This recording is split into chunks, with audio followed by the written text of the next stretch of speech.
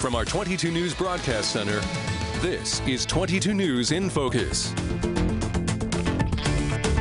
Welcome to 22 News in Focus. I'm Don Shipman. Tuesday is Election Day, and while there are no federal or state offices up for election or state ballot questions this year, there are many local elections happening across the state. So joining me now to discuss the races and the issues facing our communities and the state are political consultant Paul Robbins and Jack Back, professor of history at Western New England University. I want to thank you for both of you for coming on the program here. Let's get started here with the local mayoral races, and this one is for you, Paul. I want to start with you because Holyoke voters will be getting a new mayor for the first time in 10 years, really. Former Mayor Alex Morse resigned in March. He's now in P-Town, and acting Mayor Terry Murphy is not running. So first, what do you know about the candidates? Well, it's really a fascinating race because you have a Hispanic candidate and a candidate from the old guard, and I would say both candidates are really, really good. Holyoke is a minority-majority city, so theoretically you would think that that means the Hispanic candidate would win automatically. But the voting participation in the Hispanic community isn't at the level that it is, let's say, in the upper wards. So it will be really fascinating to see. This could be historic. Listen, Holyoke has already made history with the youngest mayor elected in America with Alex Morse. Is it possible that this could happen? It's going to be fascinating. To me, it's the most interesting local race that we have to see what would happen. And again, two really good candidates. The question is, will that vote turn out? Preliminary election was 19%, which is really low. They're saying maybe 40. Again, I'd be surprised if it was 30 or 35%. It's always, do you get your vote out? In terms of, if you can get your vote out better than the other candidate, you can win. It's going to be fascinating to watch. And just a reminder here, it's Michael Sullivan and Joshua Garcia there for the mayoral race there in Holyoke. I want to go over to John, and I think I misspoke when he introduced you. John here, there you are. Okay, so Westfield's mayor, Don Humison, is up for re-election. He's the former state representative, also a state senator, and is a popular mayor there. His opponent is Michael McCabe, a well-regarded member of the Westfield Police Department who has been very active in the community outside of policing. So what are each candidate's strengths, maybe their weaknesses? I think their strengths, they're both known locally. They're both understood to be local products and favorite sons. I think they've also been distinguished for having two races in a row that have been very civil. There's no mudslinging going on in Westfield, and they're very close on most of the issues. Neither candidate is talking about things like mask mandates. Neither candidate is getting into much controversy about things like school boards. But instead, I think what you have with McCabe is someone who's saying we need a change. This is an election of an outsider versus an incumbent. And in a race like this, again, it's about turnout. It's about who you can get to turn out. Last time was 90 people. 90 people made the difference in that election. It could be that close again. Both of them have not raised a tremendous amount of money. It's not about outside money. It's about the house parties. It's about who will show up that day. And I think this is going to be another squeaker. Yeah, and I noticed that, if I remember correctly, when we had them on for our debate on our noon broadcast, one of the topics that they discussed a lot was transportation and construction and stuff like that, infrastructure in their community. So do you think this is going to be a close race? I do, and I mean, both of them have signs off the Mass Pike. Both of them are very much saying what is good for Westfield, and neither of them have any real difference in the goals, but in how you carry it about. And this is going to come down to style. I think it's going to come down to people thinking, do we need a change or not, or do we stick with the horse we have that brought us this far? There isn't a lot of heat in this race. Instead, it's going to be which person can turn out a few hundred more people. All right, let's go to Paul now because we have Agawam here, another incumbent mayor. William Cippelli is facing an opponent, Charles Alvanos. And now Cippelli is a lifelong resident of Agawam, teaching in the schools, a superintendent once. If he wins, this will be his third term. And then Alvanos is a former Marine, a businessman there. So what are your thoughts here on this, maybe the issues that they're facing, and what are they campaigning on? Sure. So when I used to do any kind of mayor's race and someone wanted to run against the incumbent, I'd say, what would be the reason that they would want to get rid of the incumbent? And generally speaking, in municipal elections for mayor's races, you have to have some overriding issue, something that's really disturbed people, bothered people. And I go back to Elaine Pluta losing to Alex Morse in Holyoke. And that was based on her support of the casino, which had some people's hair on fire in certain wards in Holyoke. And Alex Morse, who really supposedly didn't have a chance to win. So you look at Agawam and you say, what are is there a burning issue over there? And I don't see it. Sometimes you can beat an incumbent after their first term just because they're so new. But in municipal races, if you've been there for a couple of terms, the trains are running on time. And Charlie Alvanos, I happen to know, he's a good guy. He worked as a teacher a long time ago, and he was very involved in the teachers union in Springfield. He's been in Agawam a long time. I don't see what the reason would be for someone to displace, unless there's something under the surface that we're not seeing. So I would think that the incumbent would win in that case. And then you've been looking at polling. What's that like? Well, there's no polls that anyone would ever, any kind of polling or phone canvassing is always internal. So I always say to folks, if you see an incumbent running ads that are attacking the opponent, that means they've done some polling and they're in trouble. So you don't see that, so I think the incumbent is probably going to win. All right, let's stay with you because I want to talk about Northampton. The mayor there, David Narkowitz, not seeking re-election after 10 years on the job. So we have Gina Louise Scarra and Mark Warner. They're the candidates there. Scarra has been on the city council for 8 years now. Warner has been active on many city government committees, including the drafting of the new city charter, as well as civic organizations. So, yeah, what do you know about the mayoral candidates there? Yeah, well, so she's been on the city council a long time. The most important thing I know is that she won the preliminary going away. So we always say if you're running for an office and you're polling, if you can get close to 50%, then you only have to go a couple percent, right? And just make sure that 50% shows up in the final election. She won 61% of the vote. It was a 5-person race. And so if you collected everybody who voted for one of the other candidates, put them all with the other, with Warner, you still don't have enough room. So I think she's been very involved as a city councilor. She's very involved in the community, and he is too. But if you win a preliminary by that kind of a margin, it would have been better for him if 5 people split the vote and it was under 50% for her. But again, that's a huge mountain to climb. I wouldn't see that being able to be accomplished. And John, I want to bring you in because I want to talk a little bit about some of the issues that they're campaigning on. I know in Northampton, for example, that they have a huge infrastructure project there. They want to redesign the whole downtown area, and it's been a source of contention for a while now.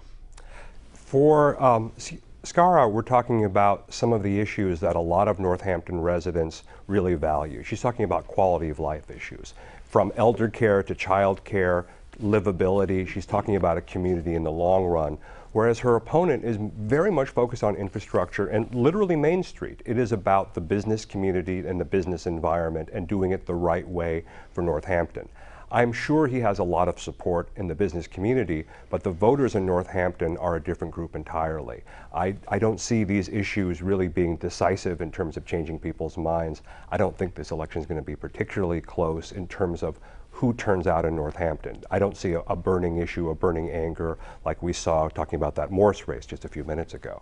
This is going to be a race where the people of Northampton have their candidate, and she seems pretty clear about that.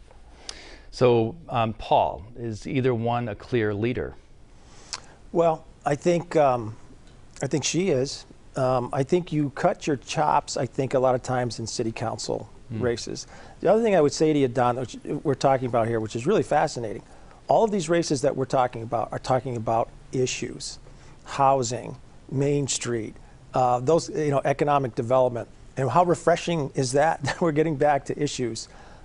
Maybe we can do that at a national level, but all these races are not contentious. A lot of the candidates tend to agree on things, and they're thoughtful. So I think that's hopeful for people in terms of getting out and vote on issues, and the folks they think that can carry the issue the furthest for them.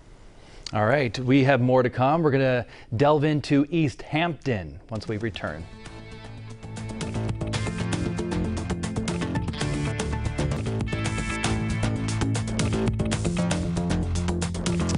We're back here now. We're talking about East Hampton and the incumbent mayor there, Nicole LaChapelle, facing 3 candidates. We have Eric Berzins, Keith Rothier, and Donald Torrey. Ranked choice voting will be utilized for the first time in this year's mayoral race there. The Ranked Choice Voting Initiative was on the ballot in Massachusetts as an initiated state statute in 2020, and it was defeated. But individual communities, they can decide to use that ranked choice voting. It was approved by East Hampton voters by a ballot question in 2019. So, John, this is for you. Let's talk a little bit about ranked choice voting. What is it? How does it work?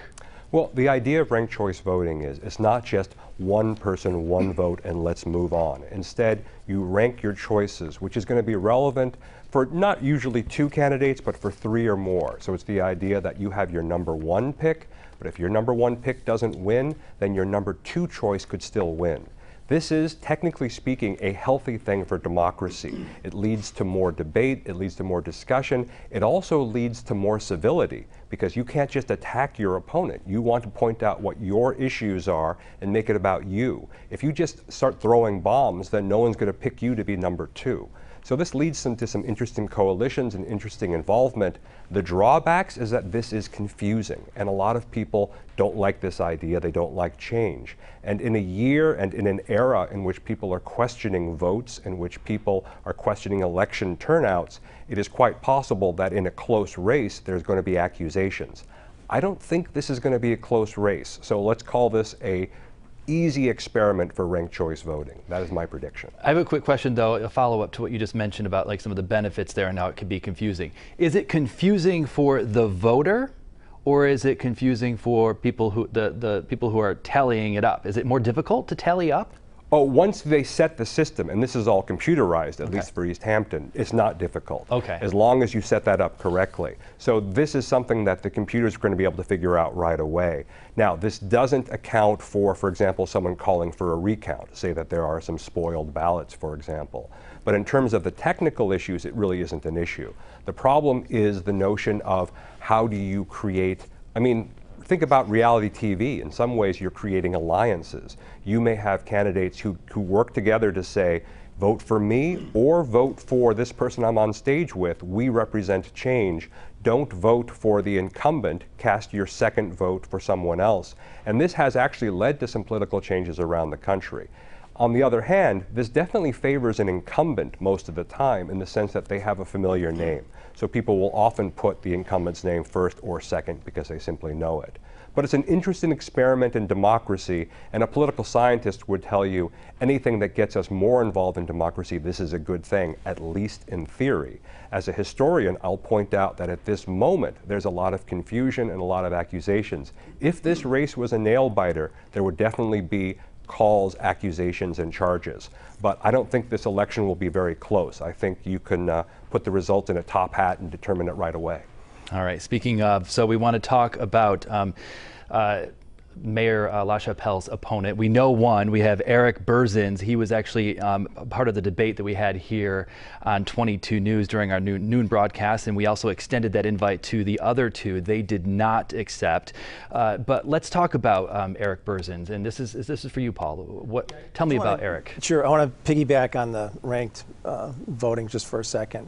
One of the impetuses behind it was so that if someone didn't get 50% or more, if you add all the other secondary votes that gets that person above 50%, you can avoid, it's a runoff that is a runoff and the final election at the same time. You can avoid the final. Now, part of that's just practical. There was an effort to just not have so many elections, have a preliminary, you bring all the people out, you spend all this money, and then you go to the final. So by aggregating all those secondary votes, if someone doesn't get 50%. So you asked about East Hampton, very good example. LaChapelle's going to get way north of 50%, so it's not going to matter. And her opponent, I think I've seen this kind of thing happen all the time where there's a community activist, a business person unhappy about something or having a very, strong set of opinions about taxes and things like that he talks about. They get on the ballot, and God bless America, right? Because anybody can get on the ballot, and should be. And it's great that you had a debate. I don't think it's going to be an issue. I think she's going to win well north of 50%. All right, so let's move forward here. I want to go to, I believe it is Northampton that we have here, more information on this. But bottom line, a lot of communities though, there's a lot of different topics that people are focusing in on. For example, education, infrastructure, also economic development. They're all top on the list. The coronavirus pandemic has brought to light many different issues, including wage disparity and the need for job training, childcare, healthcare access. One issue that impacted people who worked from home or had children learning virtually from home, for example, was access to cable and broadband services. Northampton has a ballot question right now, if approved, that would authorize the city to take all necessary and appropriate action to establish and maintain a municipal light plant for the operation of a telecommunications system and any related services, really. So broadband access and other infrastructure projects are also on Governor Baker and President Biden's agendas as ways to kind of improve safety and quality of life, as well as being a driver for economic development. The state auditor issued a study earlier this month finding some Western Massachusetts communities simply do not have the tools needed to maintain or even develop public infrastructure for roadways, buildings, and broadband, citing this as a result of a declining population, geographic challenges too, and really a lack of overall resources. So I want to go to you for this, John, for this.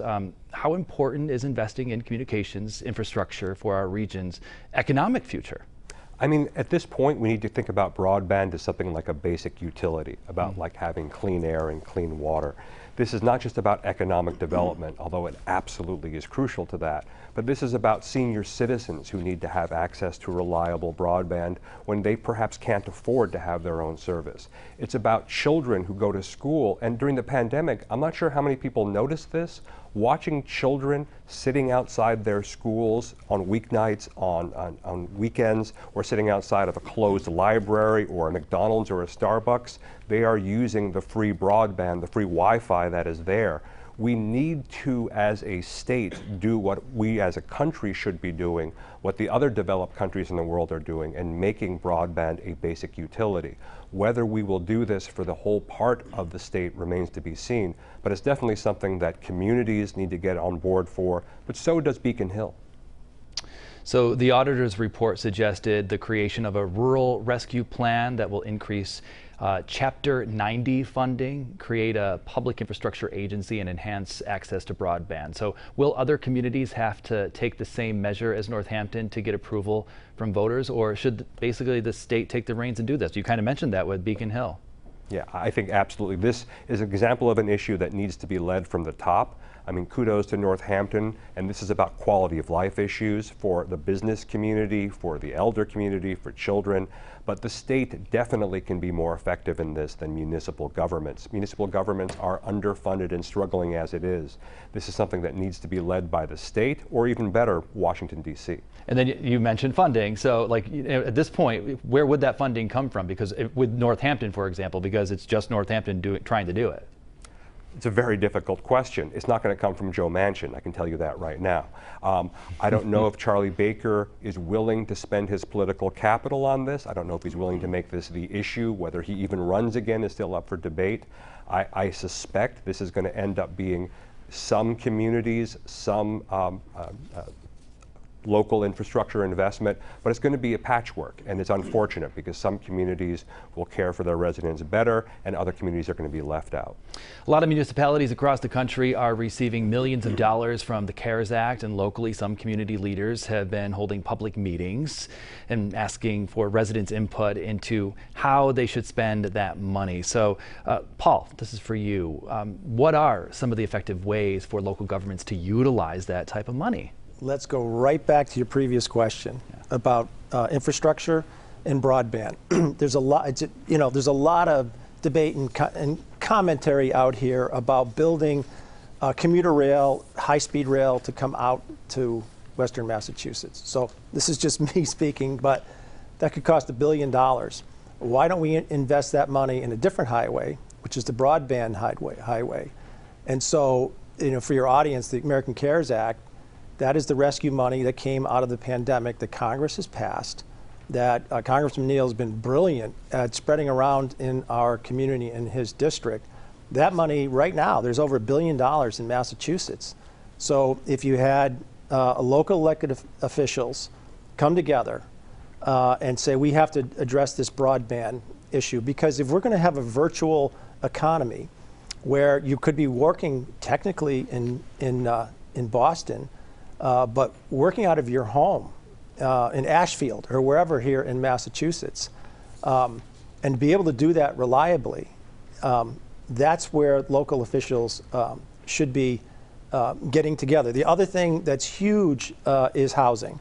There's not enough housing overall in Massachusetts, in Western Massachusetts, particularly acute.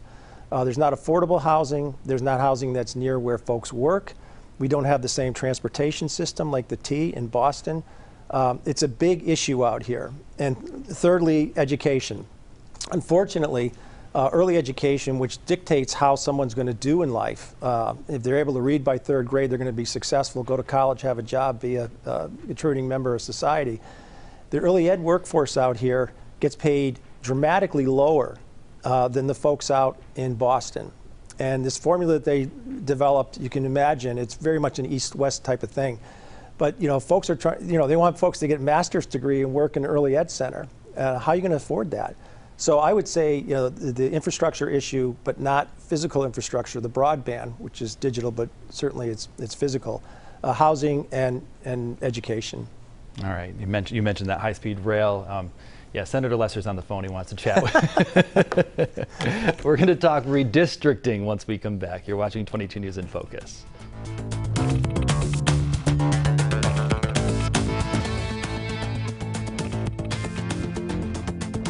We're back here, 22 News in Focus. Today we are talking about the issues facing our communities and the state. We're also talking about the 2020 census data it is in, and Massachusetts is facing redistricting. Yes, that word, redistricting. A new law calls on cities and towns to redraw precinct lines after the legislature and Governor Charlie Baker complete their decennial redistricting process. But dozens of municipalities are not waiting. Cities and towns typically go first, and they create their local voting wards, that is, and precincts before lawmakers enact legislation creating new congressional and legislative maps. The new redistricting plans for the House and the Senate are now headed to the governor's desk. So, John, we're going to start with you on this one. What does the new law contain about redistricting? It's a series of policies, a series of recommendations, but when it comes down to it, this process is one that every 10 years is going to cause confusion, and nothing definitive has been decided unless there is something coming from Beacon Hill tonight. I don't want to speak for the process, I don't want to speak for what they're doing up there, but when it comes down to it, someone always loses in redistricting, and someone always wins. And it's not possible to represent everyone's interests locally or across the state. I think in general, Western Massachusetts is going to lose. This tends to happen. And a community like Greenfield is an example. I think we'll be talking about that later as an example of one that's going to lose out. But in Massachusetts, unlike a lot of parts of the country, I think that they are very much acting in good faith. We are actually the state that pioneered the process of gerrymandering, but I don't see it happening here. I really do think that there is an effort to try to balance out everyone's best interests, but there are going to be winners and losers. So how important is it for representation? I mean, at state and federal level. Well, not federal this time, but in terms of local and state, when you redraw a line, you can redraw who's going to be the state rep or state senator. You can change it pretty dramatically. I haven't seen any dramatic changes, but what I do think is you might have some communities whose interests will be split up by different districts, whose voice will be lessened when you have two different representatives or two different senators who used to have one voice. And this is something that is probably going to affect us out here more just because of the population shifts in the state. All right, and you mentioned Greenfield. I think that's being split right in half. We'll talk about that in just a moment. But first, Paul, which districts are seeing the most change, and how will it impact legislative representation here in Massachusetts? Yeah, the first thing is to just explain to people that the census is driving this. And what does that mean? It means that populations shift around the Commonwealth. And so I guess I would beg to differ a little bit. I think it's more about, in the way they're doing it, adding some representation. So for instance, yes, Franklin County is losing some, Berkshire County is losing some, but that's based on population that's shifting out of those counties. On the other hand, we're going from 3 minority majority Senate seats in the Senate to 6. And we're going from 20 minority districts to 33. So essentially what they did is they tried to find places on the map where there are minority populations as a way to get more representation from minority populations into the legislature. That's a good thing. And there's no perfect way to do it. You look at any gerrymandered map, it never kind of makes sense from a geography or geometric point of view. There's always this shifting that goes on, but I think it's a good thing. That doesn't mean that minority candidates are going to necessarily win in those districts, but when you have 3 more in the Senate and you have 13 more in the House, you're going to see a Massachusetts legislature, potentially, that's more representative of the population, more reflective of the population that is in the Commonwealth. And John, why do the state representatives and the state Senate have separate redistricting lines? Just because they represent different populations, because there are more representatives than there are senators. In that sense, our system mirrors that in Washington, D.C. So a representative will simply have a smaller population, a senator will cover more voters. They are also separate bodies in our representation system, and they deal with legislation separately and bring them together. It goes back to this idea of a divided government and checks and balances. So if we had a unicameral system, it would be different. And then do you think that the governor is going to sign that bill? I suspect so. He is not someone who tends to go against the consensus. He is someone who definitely wants to try to work with a overwhelmingly Democratic state and do what's best for the voters. He is also someone who I think is probably going to run for re-election, so I don't think this is where he wants to be controversial. All right, I want to talk about Greenfield Mayor Roxanne Wedegartner. She's been voicing her opposition with this new redistricting, which actually it would split the city right in half, basically, 2 different districts there. So Paul, would this impact? How would it impact her city? Would it be funding? Well, I think I'm taking the contrary view on this. If you have more districts and more representation, that means you have more voices in the legislature. Okay. So what's happening up there is they're losing a seat. So where there were 3, there's going to be 2. So I get that. But the census and the math doesn't lie. So we go back to the congressional redistricting, which will happen again. We used to have 11 congressmen in Massachusetts. We have now 10. There used to be John Olver on the far western side of Massachusetts and Richie Neal based in Springfield. Those districts got combined.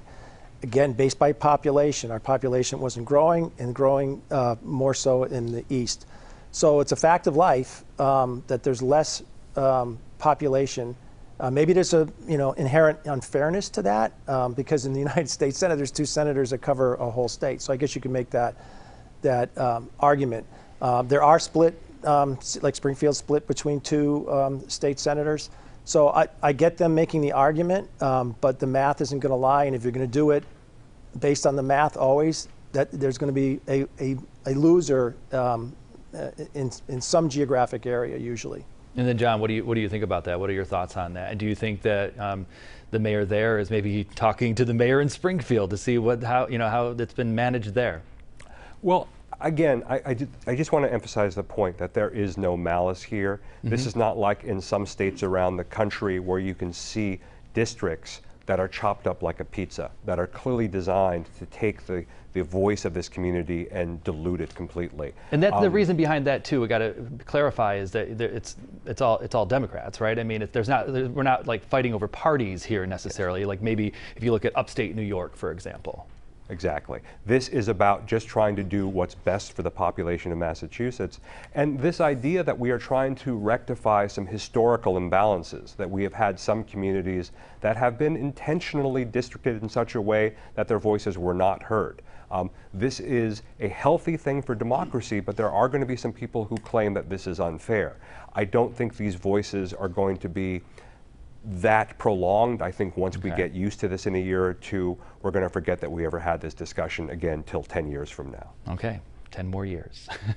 We're going to take a look at the state offices up for re-election next year. You're watching 22 News in Focus.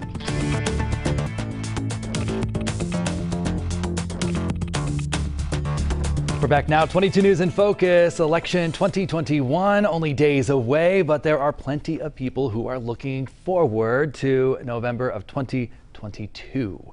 Massachusetts will have general election in 2022. The state's constitutional offices are up for re-election. So let's start right at the top. Governor Baker has been a popular governor, but the COVID-19 pandemic really did test his leadership, and some of his supporters were disappointed in the health regulations that he put out and put in place, the rollout of testing, for example, for the vaccine, efforts to get the vaccine to people in general. So he has yet to declare if he's running again. I think I'll put this to both of you, really. We'll start with you, John. Do you think that Baker's going to be running again?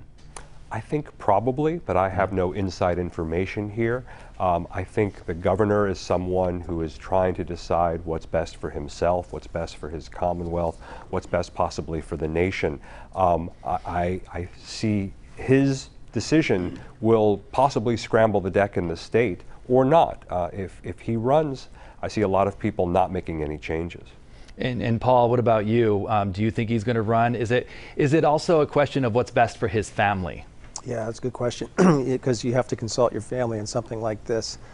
He's pretty remarkable and unflappable. I remember I worked for Mike Dukakis many years ago when he was governor, and he said the same thing that Deval Patrick did, which is, at some point, this job is extremely difficult. You got to be on all the time, and all kinds of things happen when you're a chief executive of a state as dynamic as Massachusetts. I happen to think he'll run. I think what the thinking has been in the Republican Party is to set up a race in the future for Karen Polito to run for governor.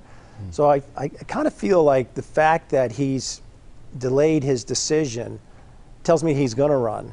And I could be, of course, wrong tomorrow. But I think he would give her more runway if that was going to happen. And I know he includes her in everything.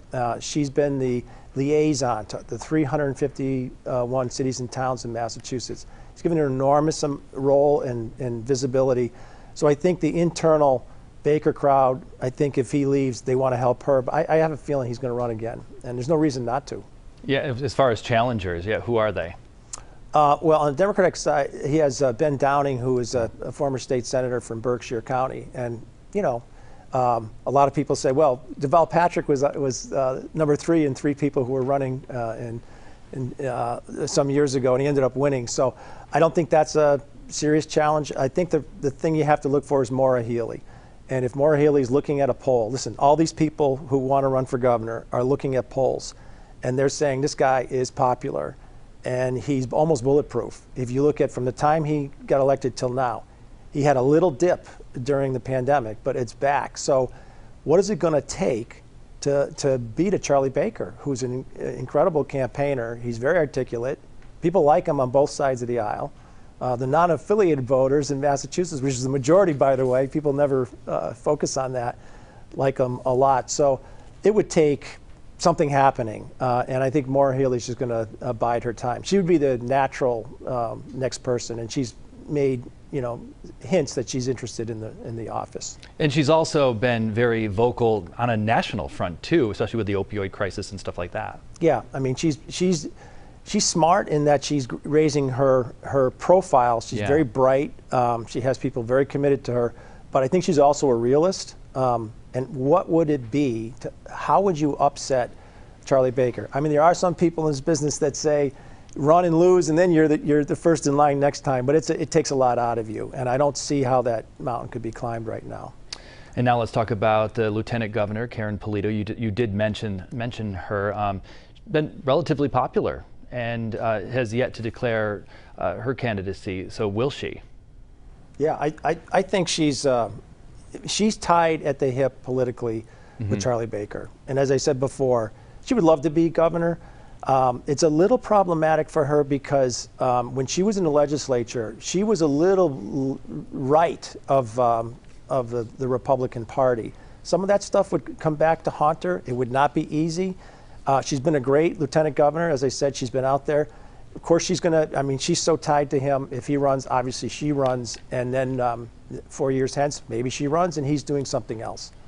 All right, now, John, let's talk about the Secretary of the Commonwealth, William Galvin. He's been in office since first being elected. That was 1994. Do you think he's going to run again? I think it's likely. I've seen some commercials, and that's always a sign. I think he was angry that he faced a challenge last time, and I think he perhaps has something to prove in the sense that he has been more active, he's been more visible. So I think it's likely. If he chose not to run, he should have told the state by now. He should have told the Democratic Party, because it would be one of the few statewide offices. So I think it's likely he's going to run. But there's no reason for him to announce at this point. Why not keep the field frozen in doubt? Yeah, does he have any challengers at this point? Nothing significant. I mean, he's going to have someone, a Republican, run against him, and he perhaps will have a Democratic challenger, but nothing significant. Last time, it wasn't a particularly significant challenge, but at the same time, you had members of the Democratic Party who said that Galvin's time was past and it's time for him to be replaced. And a lot of state officials and state Democrats backed his opponent, and that was something that Galvin was not happy with. All right, I want to stay with you, John, because I want to talk about the treasurer, and everyone's like, "What, treasurer?" It's not really. We don't really talk about it, so I thought maybe I'd bring it up. We have Deb Goldberg here, first elected in 2014. Some people don't even really, like I said, don't pay much attention to this this position. But what is the job of the state treasurer? Again, John. I mean, I think this is kind of similar to high school. You're in charge of the money box, but specifically in her case, she's in charge of all of these commissions. And in a state that has legalized gambling and legalized cannabis, these are important positions. So her job is to be an up and up public face of competency and transparency, to try to find errors, to try to find mistakes. And I guess we talk about the auditor as well. She is trying to represent the interests of what the legislature is doing, what the governor is doing. And by all accounts, she's been popular and successful in this position. I don't see why she wouldn't run again. Then again, if the governor chooses not to run, we could go on a series of dominoes falling, and perhaps she might run for a different position, but I don't see that happening right now. Oh yeah, that's what I was just going to ask. Is it kind of like a spiral? If he makes the decision not to run, all these other candidates, are these candidates looking at that position, or are they just maybe not even thinking about running at all? Well, just in general, I mean, really, we should be talking about 2026. We should be talking about Polito-Healy. That is the subtext to a lot of this. But there are only a handful of positions in Massachusetts, which is a state dominated by the Democratic Party in some positions, not governor. But these positions are often held for many, many years and many, many terms. When one of these positions comes open, it is something where a lot of Democrats are thinking, now is the time for me. We have a lot of state reps, we have a lot of state senators, we have an incredibly deep political bench. We have the best minor leagues of almost any state, and there's just not a lot of opportunities for them to move up. So when a statewide office comes open, why not consider it? All right, and since you just brought it up, because I find it very interesting, the Polito-Healy matchup for 2026. Paul, I want to bring you in on this. What are your thoughts on that? Honestly, I think Healy would have the advantage in that, because I think, So everything. Flip it, you mean? I'm sorry? Flip it then? Like Healy-Polito or Polito, you know what I mean? Like. Oh, I think Healy, if they ran against each other for governor, I get it. Okay. I think she would have the advantage, because the fundraising mechanism, John was just saying, about these. The thing that I would add to it is that they're all Democrats moving up. There's so few Republicans. These Republicans who've been our governors, if you go back, Weld, you go all the way back and up to present, they've been these more moderate Republicans who are fiscally conservative and socially neutral or progressive, and they're able to get away with it. And the other thing is that people in Massachusetts have seen enough corruption. Let's see, we've had a few speakers of the House indicted in Massachusetts. So I think they feel that having a competent governor in the corner office always is a nice, contrast to having one-party rule. But in terms of that race, I think the things that Polito stood for when she was in the legislature were a little bit right of mainstream. I think she's more in the mainstream now. She's done a great job as lieutenant governor. But those things tend to come back, and you see them on 30-second commercials. I was going to say, yeah, and on the internet, too. Yeah, that too. All right, we're going to continue our conversation. You're watching 22 News in Focus.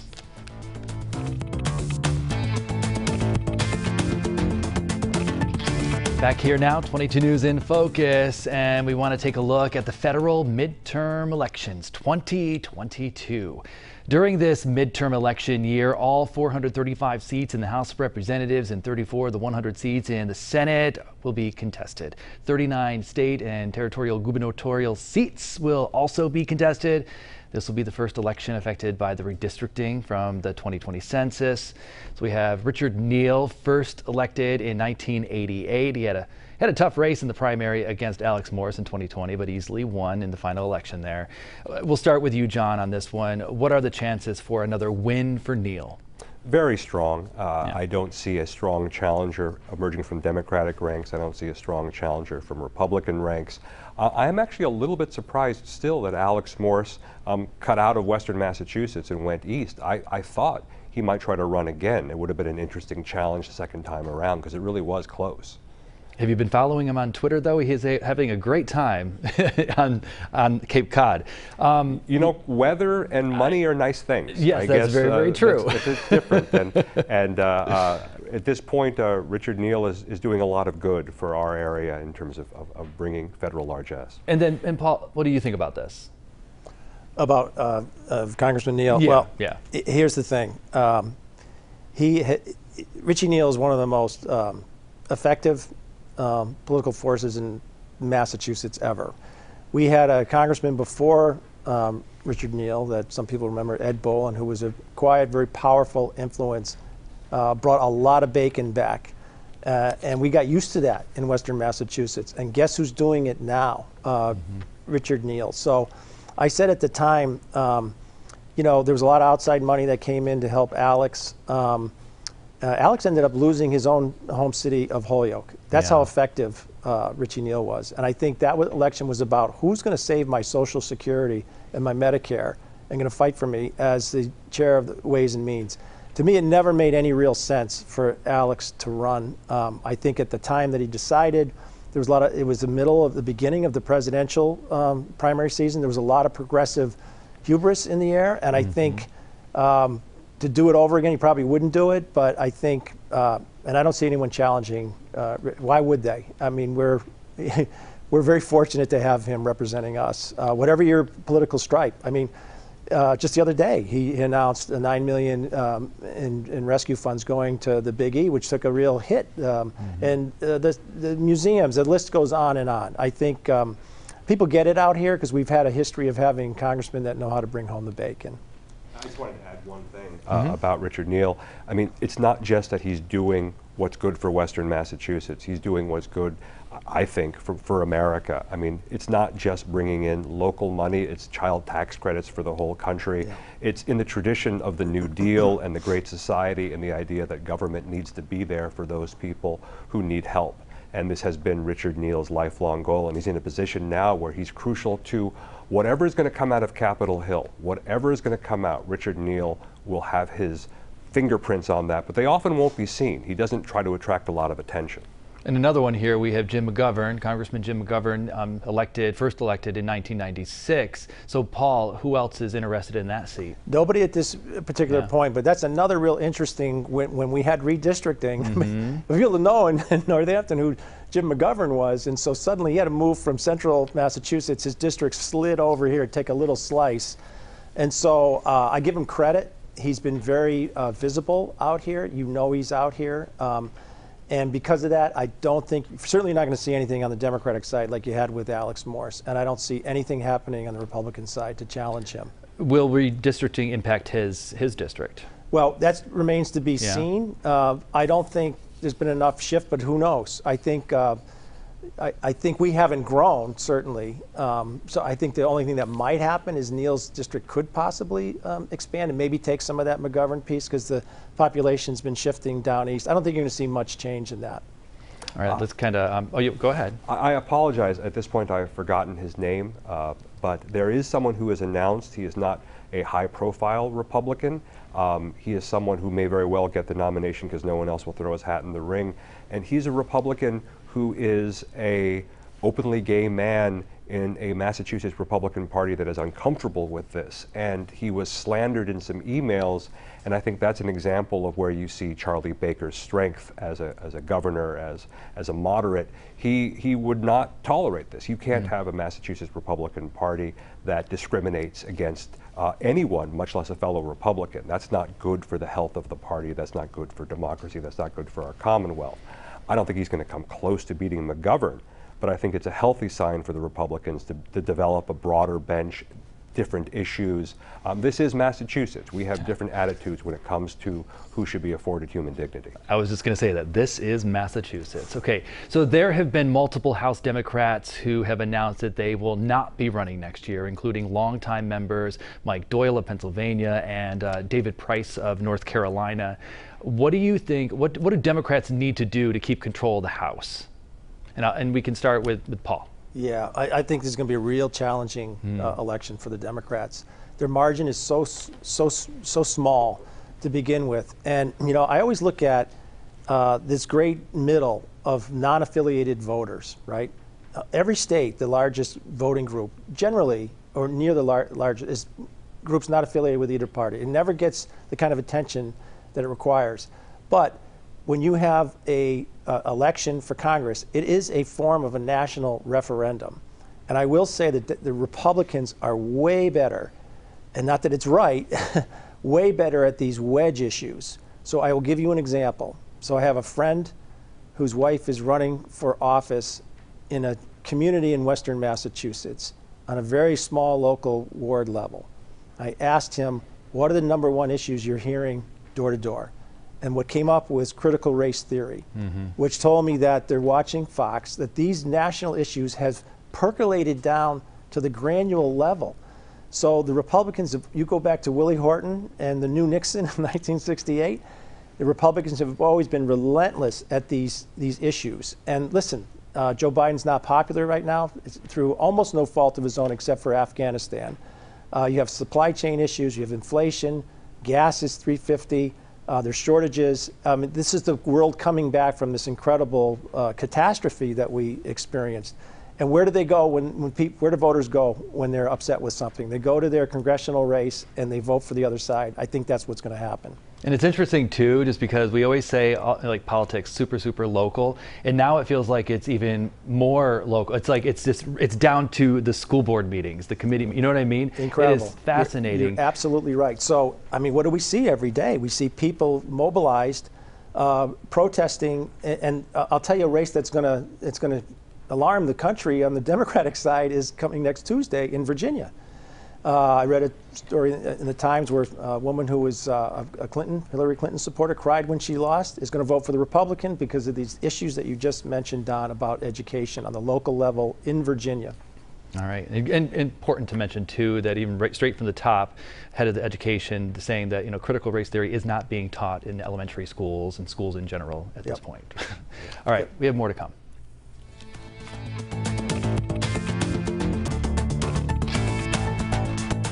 All right, you are watching 22 News in Focus. Today, we've been talking about this year's elections and the issues going into 2022. I want to thank both of our guests right there for joining us, John and Paul. Thanks for coming on the program. A lot of great insight. Appreciate it. Thank you. Thank you. If you missed any of this, you can watch it on our website at wwlp.com in its entirety.